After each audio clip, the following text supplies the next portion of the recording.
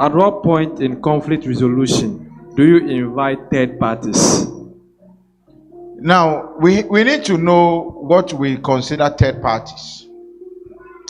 In our previous discussions, we've spoken about third parties.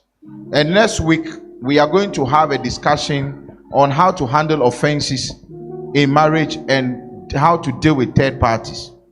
First of all, let me explain who a third party is. A third party is any person other than the husband and the wife. They are third parties. Third parties here, if you say, at what time do you bring in a third party? I don't want to categorize our pastors, our mentors, our counselors as third party in this situation. However, third parties usually has to do with sometimes relatives, friends. Some couples, when they're having challenges, they bring their mother, they bring their father, they send it to their family. Please, I want to, as much as possible, encourage you that look for a neutral mentorship, neutral counselor in the person of your pastors and your counselors in your church. Don't take marital issues to your extended family. Don't take marital issues to your wife's family. Don't take marital issues to your husband's families, because you will not get objective and a fair influence and mediation when you do so. The best place is to take it to your pastor, your counselor, or a professional counselor if you think you will get help there.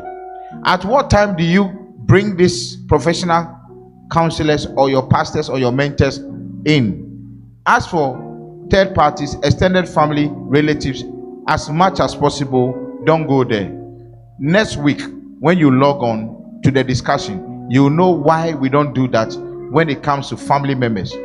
Look for a pastor who you believe your wife respects, you also respect, you look up to. Look for a mentor, a Christian mentor, which you and your spouse look up to. Let them come in.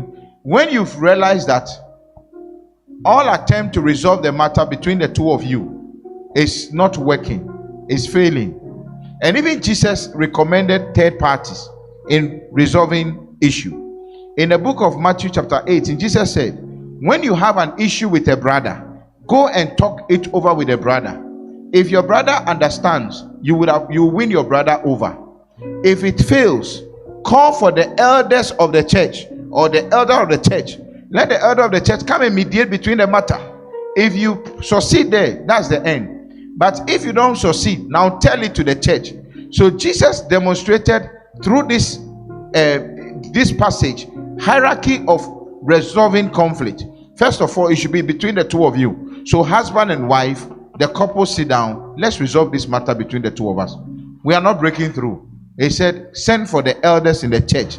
Involve an elder of the church, a counselor, a pastor. Involve them. If it doesn't work, now let the church be made aware of what is happening between this sister and this brother. That is Jesus's format of resolving conflict. And also in our homes and in our marriages, that must be the conflict. If the two of us have failed and we are unable to resolve the conflict, let's bring the church counselors, the church elders who have been trained. They are godly, they are helpers of your joy, and they want you to do well. Let's bring them into the matter. When the matter has failed between the husband and the wife or the couple, let them bring the third party. And the third party should not be relatives. It should be people who are ministers, counselors, even if it's professional counselors, but it should not be family members. Thank you very